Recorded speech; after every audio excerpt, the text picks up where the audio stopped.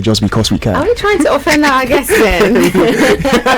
You're already looking at us someone like, I'm a Jao.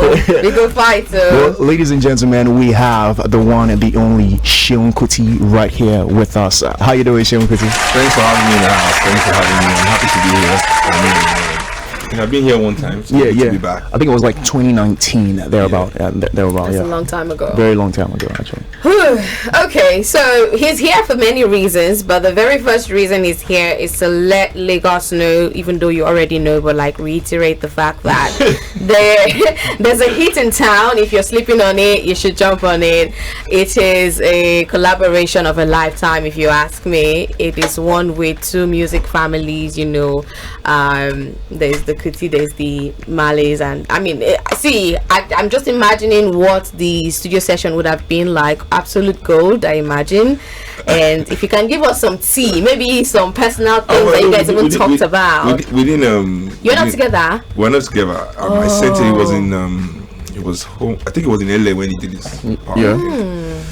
I was in Paris. Okay. I was in the studio with Lenny Kravitz, you know, and my producer Sodi Markowitz. You know, so yeah, it was more like a link thing. Just my manager wanted to know if we should have him. I thought it was a good idea. And we're kind of close in terms of our team as well. So we just reached out and kind of happened like that. And the good thing is, I love the fact that you said it wasn't like personal at that time, but you know, you've said before that you guys have had like some personal encounters where he stole your stuff. I can't say it on radio, but he stole something that belonged to you. Well, you know, I wouldn't, you know, he chanced me basically. He used it for me, you know. He stated after the fact he wasn't going to share. Said, you know.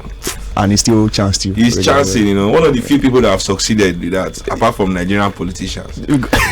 Damn. Well, it's fine. It's fine. But first off, right, tell us about the relationship working with him. I mean, over time.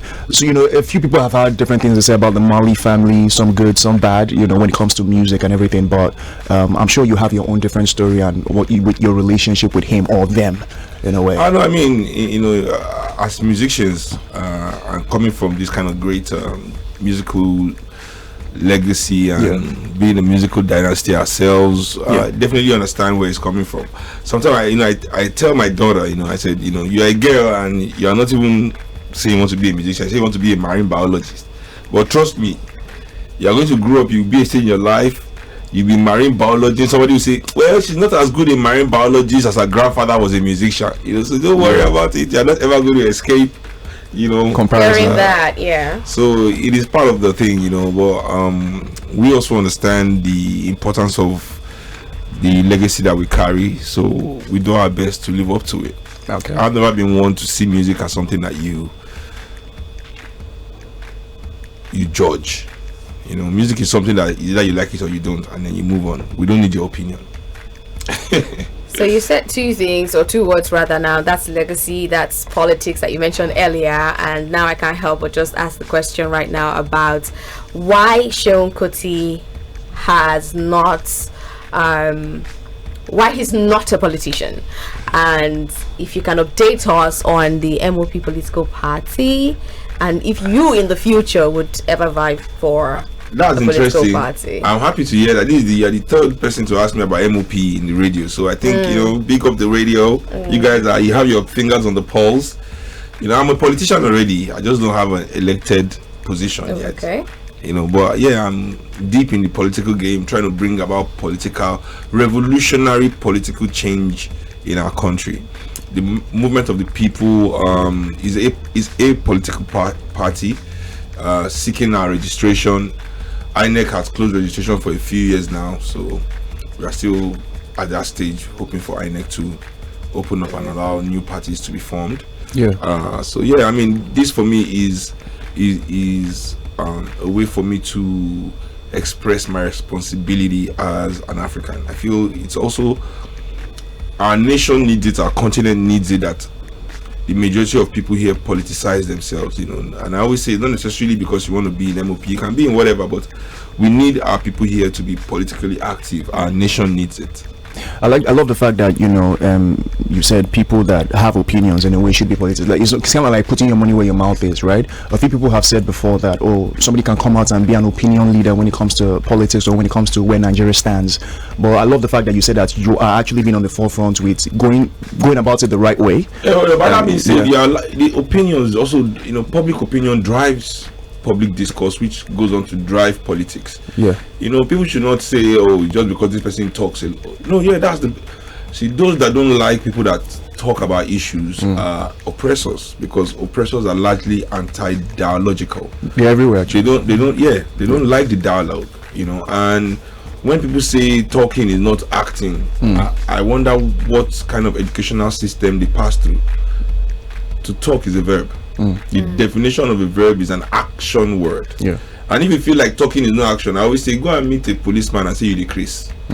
Or go and meet an army man and say go better for you. You see that your talk is serious action. Sometimes it's just social media and they pick you up. I mean, your mouth is, and also they don't like planning, because how do we sit down and plan whatever I want to plan without talking about it? Do we just, sit down and through some psychic energy pass the information to ourselves while our mouth is shut?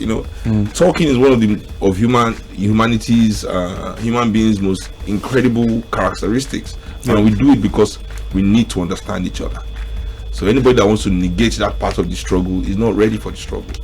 Talking is the largest part. I mean, you look at the most active force in the world is the United States Army. Do you think they have more people fighting or more people in the administration of the army talking and planning? There are more people. Most of their experts are in that department where they talk and plan. Yeah. They are not going to put them on the battlefield where they will be shot and killed. The real brains are talking. And the majority of people that serve in the American army, the most active force in the world, are talking and planning. They are not shooting and fighting. Fantastic. Okay, now let's dive back to Afrobeats. I'll just keep it simple. What do you make of the current state of Afrobeats in Nigeria? What do you feel about certain persons coming out to say, they don't do Afrobeats no more? And in your opinion, who do you think is even doing Afrobeats like the right way, the way it should be done? Afrobeat is what I do. Afrobeats, I have no say. Yeah. And I think you all are just pained that your artists are moving on. You are pained that you lifted them up and looked at you and said goodbye. They are pained. I don't know why anybody should be angry that artist said he doesn't want to be called so and so anymore. After all we did, it's a break up. Like when you bring a girl and you send her to school and you give her money and you bring her up, like all these husbands that take their wife to Japan, to Canada and everything, and then the wife just she can't go meet fresher like this. She can't go meet fresher. Like after all I've done for you, artists cannot be defined by their listeners. If you love an artist that much, you should believe in his journey and see where he's heading with it and support it. I don't have a say in Afrobeats, but me, I've never heard an Afrobeat artist say I'm not doing Afrobeat again. In our own world, everybody is still inspired and working hard towards trying to bring about positivity and restoration of our dignity as African people. For me, that's what Afrobeat has always been. I think the idea for that with my father also was that he wanted to make something that represented the reality of his people. Okay. And that for me is what every artist, that is what true artistry means. If your art is devoid of the experiences of your people, or then I don't think that art is true. And if it's not true, can it truly be art, or is it propaganda? The opposite of art is propaganda. And I think what many of us enjoy here as art is just elitist propaganda. Fantastic. Now, I love the fact that now, if everybody has been following your sound, we would know, they would know that you've done a lot of things. A lot of people might feel like you have not experimented, but you've done that part as well. I mean, I listened to the song. I'm still growing. I listened to that part on that song that Jidena had you on, What the Wait. That was like a different type of Seun Kuti as well, right? I mean, I still did something with Nubaya Twist, which is really doing well in the UK right now, which is really different. I was with Simon Tigre in Italy, and we did a soul funk album. I did I mean, I was in Common's big hit. We did Common's big hit with him when we moved. Okay. You know, on Jimmy Fallon. You know, that was our biggest track for 2022. Yeah. You know, so yeah, I mean, I was in Janelle Monáe's Float. Yeah. We worked on that as well. So I mean, I diversify. So that being said, right now, she talked to you. She asked you the question about Afrobeats, and you know, at the end of the day, right, these things, the main problem that I feel like we have when it comes to, you know, music in Nigeria has to be subject to interpretation, right? A lot of people interpret it differently, right? And yeah, fine, they are the consumers, it's all right, you know. But you have some people who use some certain media platforms to come out and, just like you said, give opinions in a way and come out and say that, oh, what this person is doing is not it, what this person is doing is not that, oh, I have been in the game before, this person is not doing it the right way, oh, what is this person singing? For example, Sam Clef tweeted a few minutes ago. Yeah, he used to be a producer back then, right? I don't know exactly what he does now, right? Sam Clef tweeted, said, what you're doing is Afro Noise, right? And said, I like that. It and said, what do you call it? Some Afro Noise. This was like over 30 I'm minutes the king ago. of Afro Noise. That's why I'm so loud, motherfuckers. He came Out of my friend.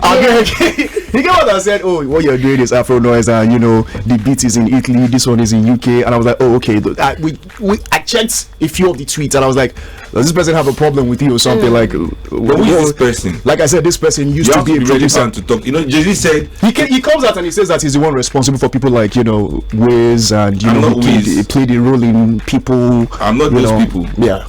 You're Seun Kuti. I'm not those people. I don't know. You know, I only talk to, like, you know, Jay-Z said, you know, to step up, you need a classic record. For me, to step up, you got to be relevant in some way. You know?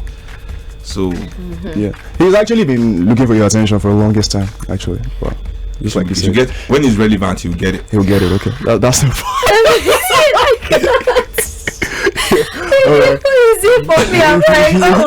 Lord. Fantastic. Okay. Let's go back to sharing opinion. You were tagged in a recent, you know, I don't know, mess. Yes, I know this whole Paul thing. That's what they tag me for. Yeah. When they are sharing MTN money, they won't tag you. They don't tag me.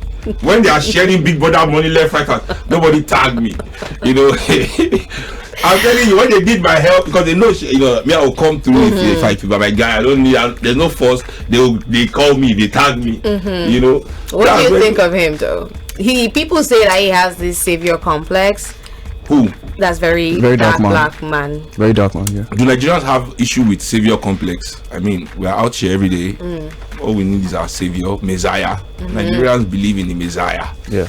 You know, so why should anybody be angry about it's like I was telling somebody today that was telling me about, we're discussing marijuana, the legality and illegality of it, and you know, I was wondering how Nigerians who are so religious can be against marijuana. I mean, God, you believe in God, God made something and you say it is bad. How dare? You know. So it's the conundrums I experience in our society. We like the Messiah, but we don't like somebody playing the Messiah. I don't get it. How does that pan out? But at the same time, I don't think he has a Messiah complex. I think he's needed because the issue in Nigeria is that once you have a voice and a platform, certain people believe that they can co-opt it, that you are for sale. So there's this mindset they want young people to believe that nobody does, that you are not worthy. This is why I respect Martin, a very dark black man. African people are made to feel like we are not worthy of anything. We are not worthy of good roads, except certain people can profit. If the elites of this country cannot profit from a certain thing, we must believe we don't deserve it. We are not worthy of it. Nothing is done out of the worthiness of Africans, the value of African people, or the value of the continent. To say, okay, for example, African people need good public education, not because it will make anybody money. A public education doesn't make money for anybody in this world, but because the people need it, and African people are worthy. You understand what I'm saying? Yeah. Good roads, our healthcare, a welfare system, good housing. This thing might not make anybody money, but just because the people are worthy, they are valuable. That is where dignity comes from. You understand? That things are done for you because you are worthy. You know, we live in a country where saying people want us to believe only in the profit incentive. There's no money to be made from something. then nobody cares. But saying people exist that live beyond this profit incentive, that believe in people, that believe in African people, that believe in Africa, that believe that African people are worthy of everything. They're even worthy of justice, which is the worst one, because this is the most unjust society in the world. So they really don't want Africans to experience justice in a way. This is the only country in the world where a man like yourself can tell you, I will lock you up, and he's telling you facts. I will lock you up. They need that I will lock you up to continue. And then there's one person that, this boy, okay, Fela family, they are crazy. Seun is crazy, he's just trying to be like his father. That's why he doesn't. Okay, fine. So that's Seun. Explain the way. Don't listen to him. He's just trying to be like his father. Nobody likes you. Everybody is like us. Just be like us. Follow us. Then one person now stand up again that is not Fela's family, and they can't buy him. So there's all sorts of.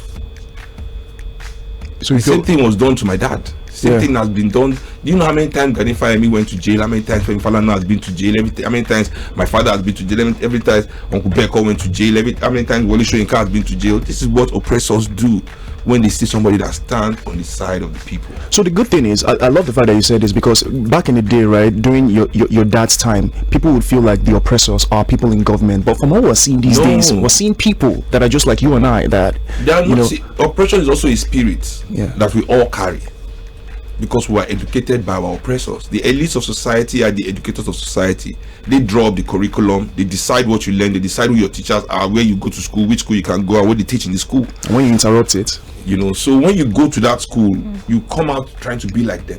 That's why they put all of us in competition. When you go to school, you can't, when exam time, don't ask yourself questions, don't work together. Hey, no book, you are the first, you are the second, you are the third, you don't know book. All these things are creating a certain kind of individual, an individual that is in competition with his fellow citizens, an individual that wants to be better than his fellow citizens, that doesn't seek cooperation with them. You understand? An individual that believes that Africa is nothing because Mungo Park discovered River Niger. Africans are too stupid to know there's a river there. That doesn't want anything to do with savages because Africans kill twins. And it was Mary Slessor that came to tell us who wants to associate with such a people. So they remove your Africanness, they remove your humanity, creating a hollow chamber that they can fill with their propaganda and their narrative, which is what everybody is. You put a gate man in your house, in the gate, you use it to oppress anybody that he can, because this is the valued behavior in society. If young people are not being intellectuals, it's because there's no program that gives you 100 million naira a year for being an intellectual. But there's a program that gives you 100 million naira a year for having sex on TV and talking anyhow and partying and drinking. There's a club on every street, nightclub in every corner, hotel in every corner, every street. These are the incentives that the youth see that society wants. Anybody can play lip service to anything else, but we know where they put their money, and it's where the money is that the mouth is. You put your money where your mouth is, so nobody should deceive young people, so that's why I said very dark man is a necessity, so regardless of how people want to observe who an oppressor is, you must see it as a spirit in society and see that spirit in action, and you must decide, do you want to exercise this spirit or you want to embrace it? What I hate in our society are those people that embrace this spirit but want to act to the people like they are exercising the spirit. Those are the most wicked, those are the most vicious, of us. Okay, and on a very, very, very lighter note, what is Seun Kuti's favorite African dish to eat? My favorite African dish is very simple. My favorite African dish is Ethiopian food, injera, and their tibs and their kibs and anything Ethiopian. Bring that Ethiopian food, that injera bread, and that their spicy meat and the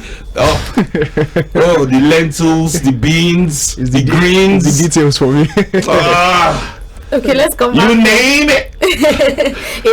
in Nigeria, rather. Oh, you mean Nigeria? No, I meant in Africa, but now. No, my favorite Nigerian African food is Ethiopian food, followed by Ghanaian food. Not Ghanaian jollof. Okay. Ghanaian jollof is not. Nigerian jollof is way better. Okay. But Ghana fufu. They won't like this. Kenke. Wachi.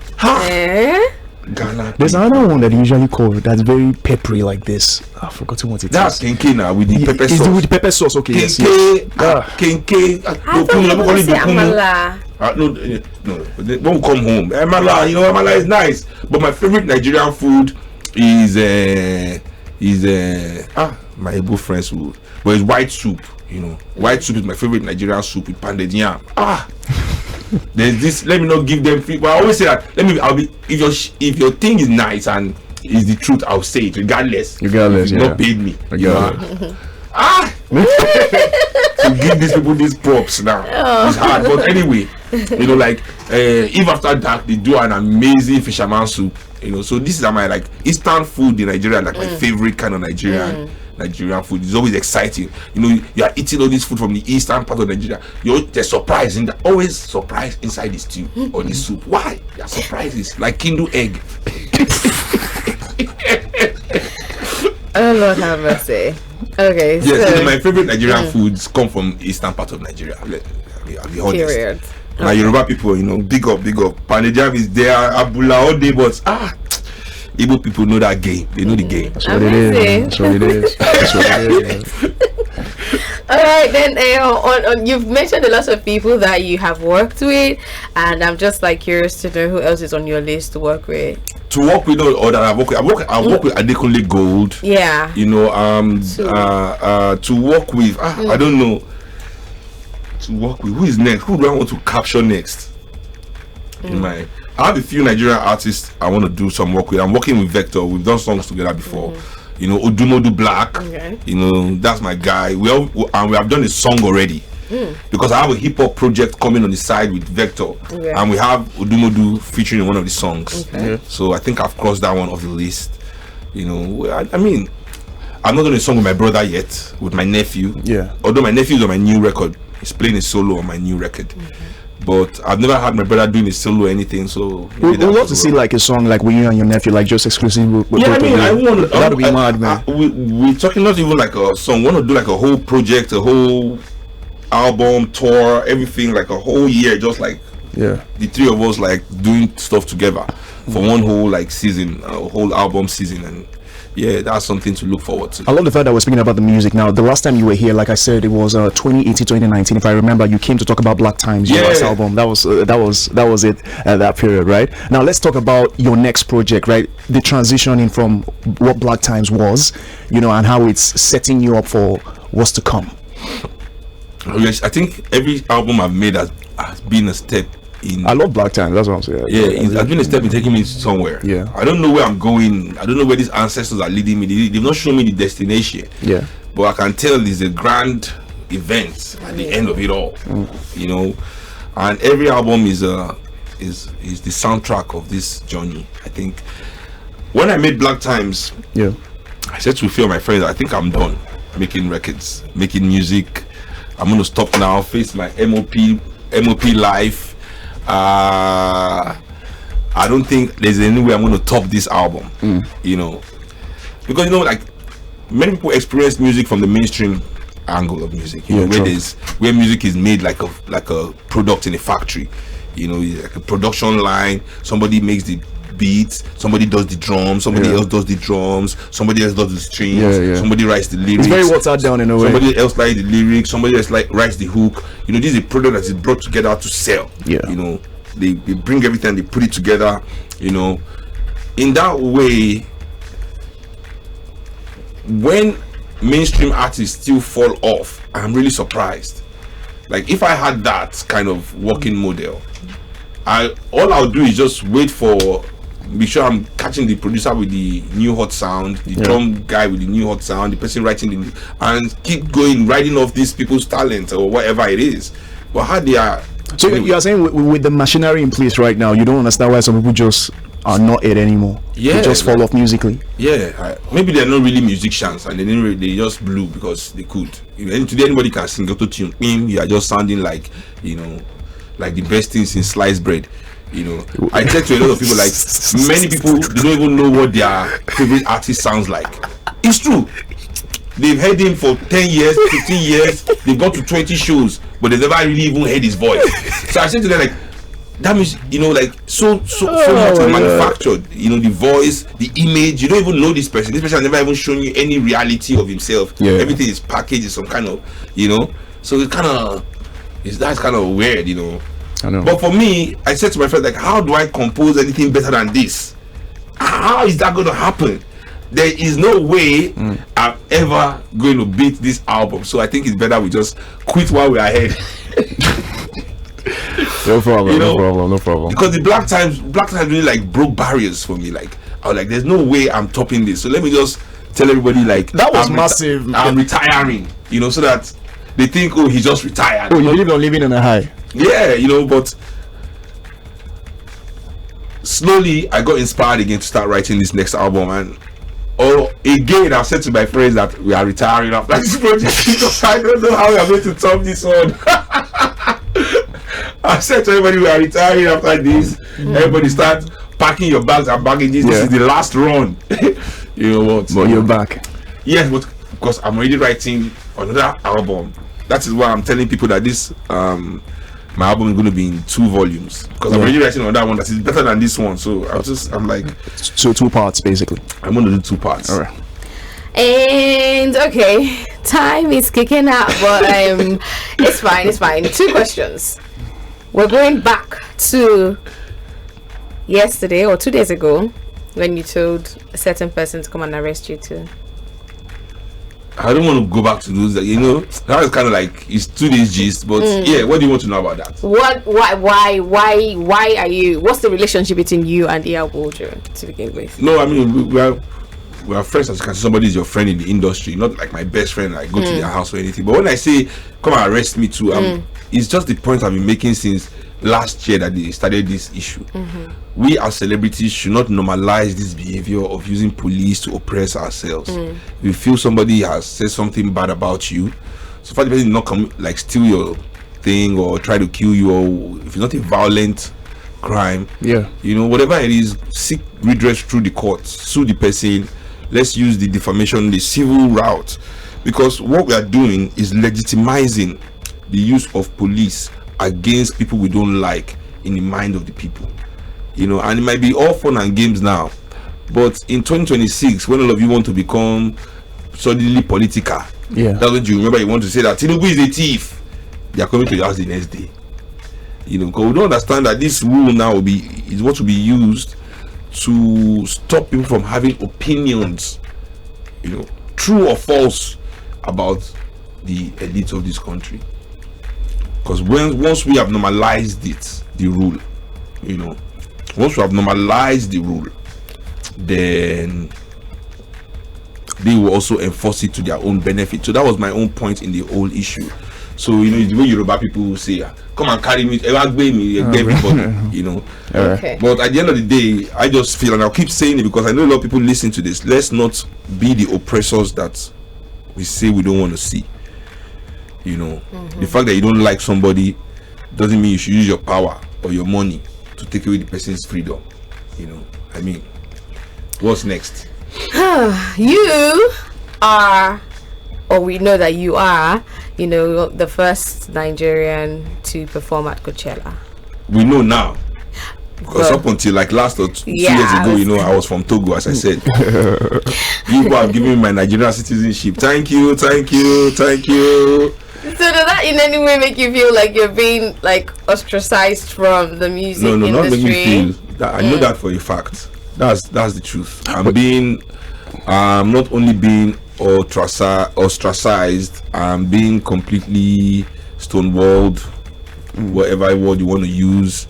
But I don't mind, because as I said before, you know, I'm the big bird, and the sky is big enough for all the birds to fly. It's not I'm the big one. You know, they can't miss you.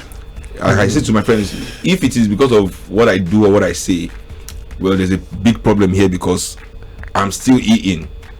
So what are you going to do? Not play my music? So people are putting themselves in a difficult position where there is no bridge to me, where I don't care. I do what I want, I say what I want.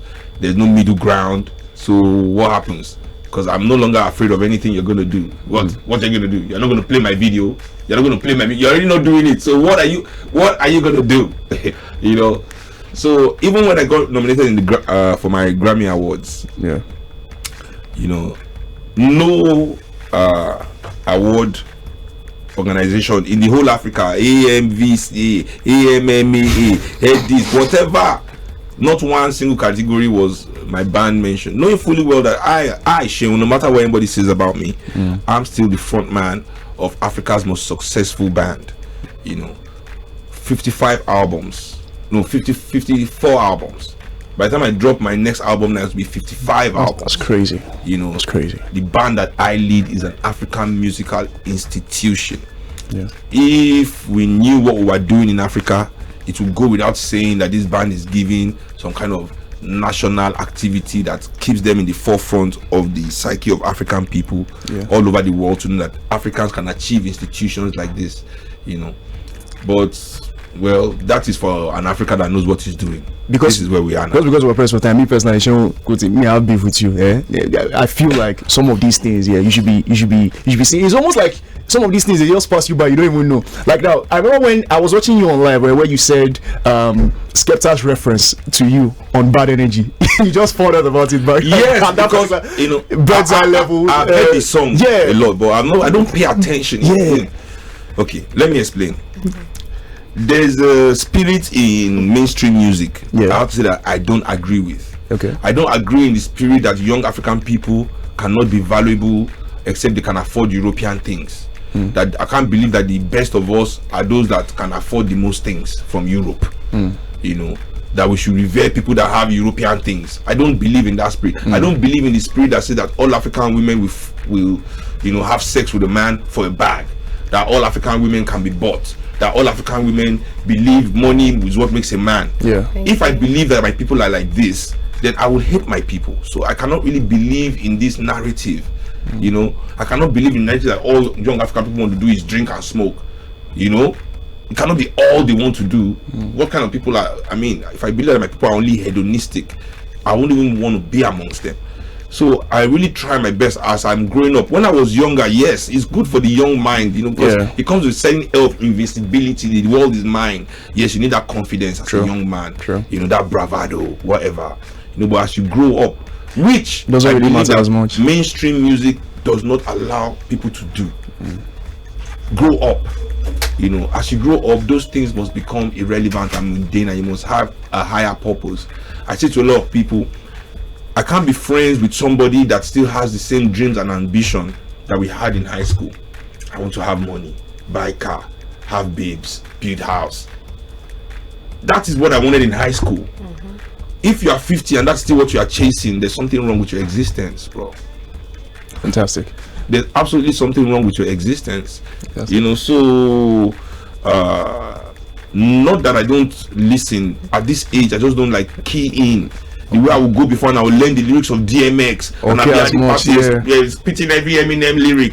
I'm grown up, I'm sorry. Kind of like the same thing with Willow Smith as well. You were kind of surprised that like it was the way she was like bending her head to greet you, like Bishop, I'm bending my head. You went to bending your head like, okay, that's how I heard you. I just when I say sir, I say there's no sir, but if you have called me sir again, they say when I'm talking to me, I'll call you sir. We start doing it to ourselves. You know, that's my style, you know. That's my. But how did you feel when she did that? Like, I mean, I didn't even see anything to it. It wasn't like, oh hey, hi, you know, we are Japanese now. It was funny. Big shout out to you, Seun. Would have loved to continue, but damn, time is warning us. And thank you so much. Go stream day. Please, please. It is summertime already. There are bills coming. You know how this summer you know what it is, man. Stream day so I can pay these bills. It's on every platform, right? On every platform. We are releasing we've done 100k streams on Spotify alone. This week on day, so it's already a big tune. So we're releasing 45 RPM 7-inch vinyls. I'll show you. It's so beautiful. My record distributors, Record Kicks, and I, we just announced it this morning. It's on my page. And can you say you're an artist if you don't have a vinyl? Can you really say you're a musician if your records are not released on vinyl? Like, let me just put that out there. Can you really say you have ever been a musician in your life if you don't have your album on vinyl. On vinyl. I really like these new ones they're doing. Amazing. It's really cool, right? Amazing, Transparent amazing, ones, amazing. 7-inch. We'll put it on our Instagram platform so that everybody can see that exactly what it looks like. I mean, all my albums have been on vinyl, so hey, I'm just saying, can you really Big say? Bird Can you really say? reason. Thank you so much, Seun Kuti. Thank you. My pleasure. Thanks for having me. Yeah. Yep. Bye, CEFM.